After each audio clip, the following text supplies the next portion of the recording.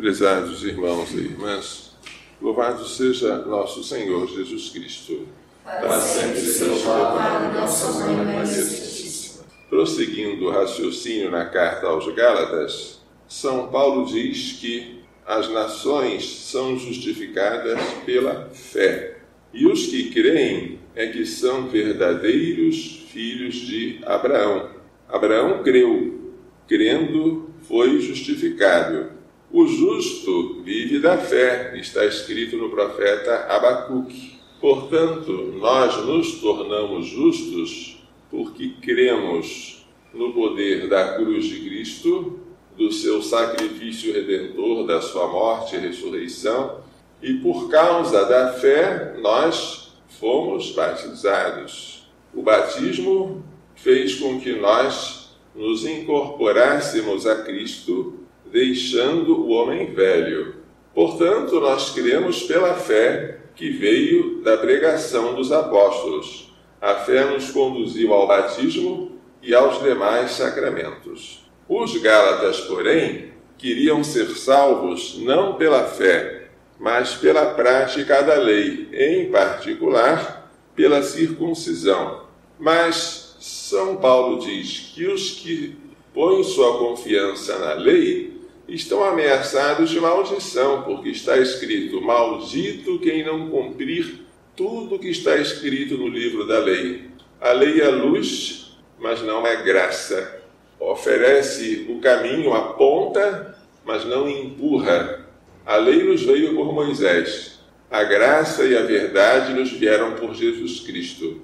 Em Jesus Cristo, a lei se torna nova, porque Jesus Cristo não apenas nos aponta, nem sequer ele apenas dá o exemplo, embora isso seja necessário, mas ele também nos empurra com uma força sobrenatural que nós chamamos de graça. Cristo nos resgatou da maldição da lei. A lei tinha se tornado instrumento de maldição, porque ela dizia o que deveria ser feito, mas as pessoas não tinham força para seguir o caminho e eram dominadas por seus pecados. Ele se fez maldição por nós, para nos livrar da maldição da lei. Ele carregou sobre si as nossas culpas. A bênção de Abraão se estendeu às nações em Cristo Jesus, e pela fé recebemos a promessa do Espírito. Então, em vez de você confiar na prática da lei de Moisés, nas suas observâncias meticulosas para ser salvo, você agora vai confiar na fé em Jesus Cristo e no batismo para receber a salvação. Uma vez justificado pelo batismo, aí você tem que perseverar nas boas obras, porque a fé sem obras é morta. Antes, porém, da justificação, ainda em estado de pecado, não há nenhuma obra que possa merecer a graça. A graça, como diz a palavra, é gratuita. Ela é dada por pura misericórdia de Deus. Depois do estado de graça, já não sou mais eu que vivo, é Cristo que vive em mim. E este estado de graça faz com que minhas obras passem a merecer novas graças e a glória. O Evangelho apresenta hoje Jesus expulsando um demônio, e alguns dizendo que ele tinha expulsado aquele demônio porque era amigo do príncipe dos demônios, de Beelzebu. E Jesus refuta: todo reino dividido contra si mesmo será destruído. Se Satanás se divide contra si mesmo, se Satanás expulsa Satanás, como vós dizeis, então o seu reino já acabou. E de fato, sem querer, eles chegaram à conclusão certa. O reino de Satanás acabou. Por quê? Porque Jesus veio expulsar demônios pelo dedo de Deus. O dedo de Deus está aqui em São Lucas. Em São Mateus está o Espírito Santo. Por isso que o Espírito Santo também é chamado o dedo da mão direita do Pai. A expulsão dos demônios significa que chegou o reino de Deus e que foi extinto o reino de Satanás. Satanás é aquele homem forte, bem armado, que guardava a própria casa, ou seja, os possessos.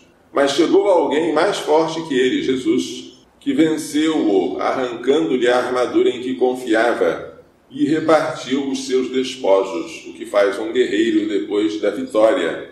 Portanto, se Jesus expulsa demônios, é porque ele é mais forte que o demônio, e é porque o reino de Deus chegou para pôr fim ao reino de Satanás. E entre Jesus e Satanás não há meio termo. Quem não está comigo está contra mim, e quem não recolhe comigo desperdiça.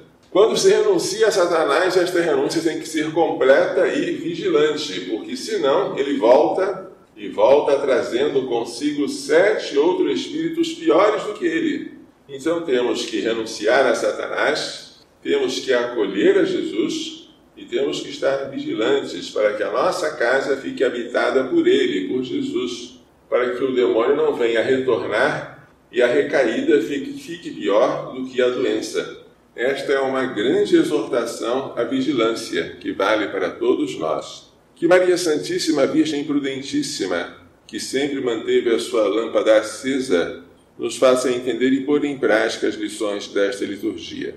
Louvado seja nosso Senhor Jesus Cristo. Para sempre seja louvado nossa Mãe Maria Santíssima.